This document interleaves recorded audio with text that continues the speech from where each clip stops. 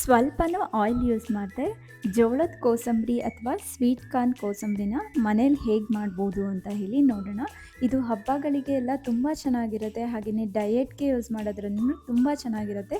ನಾವು oil use ಮಾಡದೆ ಹಾಗೆ ಮಾಡೋದ್ರಿಂದ ತುಂಬಾ ಬೆಸ್ಟ್ ಅಂತ ಹೇಳ್ಬೋದು. ನೀವೊಂದ್ಸರಿ ಟ್ರೈ ಮಾಡಿ ನೋಡಿ, ತುಂಬ ಚೆನ್ನಾಗಿರುತ್ತೆ ಈ ರೆಸಿಪಿ. ನಾನು ಮೊದಲನೇದಾಗಿ ಸ್ವೀಟ್ ಕಾರ್ನ ನೀಟಾಗಿ ಕ್ಲೀನ್ ಮಾಡಿ ಒಂದು ಬೌಲಲ್ಲಿ ತೊಗೊಳ್ತೀನಿ. ನೋಡಿ, ಇದು ನೀಟಾಗಿ ತೊಳೆದು ಕ್ಲೀನ್ ಮಾಡ್ಕೊಂಡಿದ್ದೀನಿ. ಹಾಗೆಯೇ ಹಸಿ ಜೋಳನ ತೊಗೊಂಡಿದ್ದೀನಿ. ಸ್ವೀಟ್ ಕಾರ್ನ ನಾನು ಬಾಯ್ಲ್ ಮಾಡ್ಕೊಂಡಿಲ್ಲ, ಜಸ್ಟ್ ರಾನೇ ತೊಗೊಂಡಿರೋದು. ಹಾಗೆ ಚಿಕ್ಕದಾಗಿ ಕಟ್ ಮಾಡಿ ಇಟ್ಕೊಂಡಿರುವಂತಹ ಈರುಳ್ಳಿ ಹಾಕಿದ್ದೀನಿ.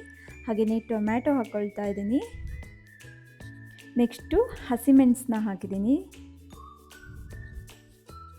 ಹಾಗೆಯೇ ಸ್ವಲ್ಪ ಚಿಕ್ಕದಾಗಿ ಕಟ್ ಮಾಡಿ ಇಟ್ಕೊಂಡಿರುವಂತಹ ಕೊತ್ತಂಬರಿ ಸೊಪ್ಪು, ಹಾಗೆಯೇ 2ರಿಂದ 3 ಟೇಬಲ್ ಸ್ಪೂನ್ ಆಗುವಷ್ಟು ಹಸಿ ಕಾಯಿ ತುರಿನ ಹಾಕ್ಕೊಂಡಿದ್ದೀನಿ. ನೀವು ಇಷ್ಟನ್ನೇ ಹಾಕ್ಕೊಂಡ್ರೆ ಸಾಕು, ತುಂಬ ಈಸಿಯಾಗಿ ಮಾಡ್ಬೋದು. ಹಾಗೆಯೇ ರುಚಿಗೆ ತಕ್ಕಷ್ಟು ಉಪ್ಪು ಹಾಕಬೇಕು.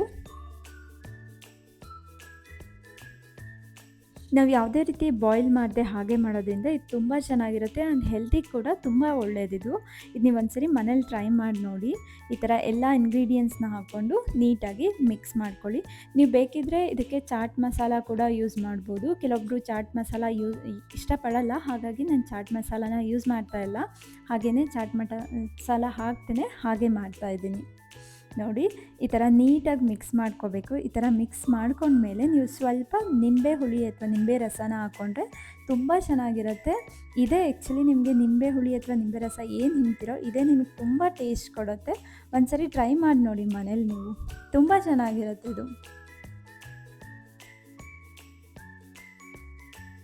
ಈ ಥರ ನಿಂಬೆ ರಸ ಹಾಕ್ಕೊಂಡು ನೀಟಾಗಿ ಮಿಕ್ಸ್ ಮಾಡಿಕೊಂಡು ನೀವು ಒಂದ್ಸರಿ ಟೇಸ್ಟ್ ಮಾಡಿ ನೋಡಿ. ಹಾಗೆ ಕಮೆಂಟಲ್ಲಿ ಹೇಗಿದೆ ಈ ರೆಸಿಪಿ ಅಂತ ಕಮೆಂಟ್ ಮಾಡಿ ನನಗೆ ತಿಳಿಸಿ. ಹಾಗೆ ಸಬ್ಸ್ಕ್ರೈಬ್ ಮಾಡೋದು ಮರಿಬೇಡಿ.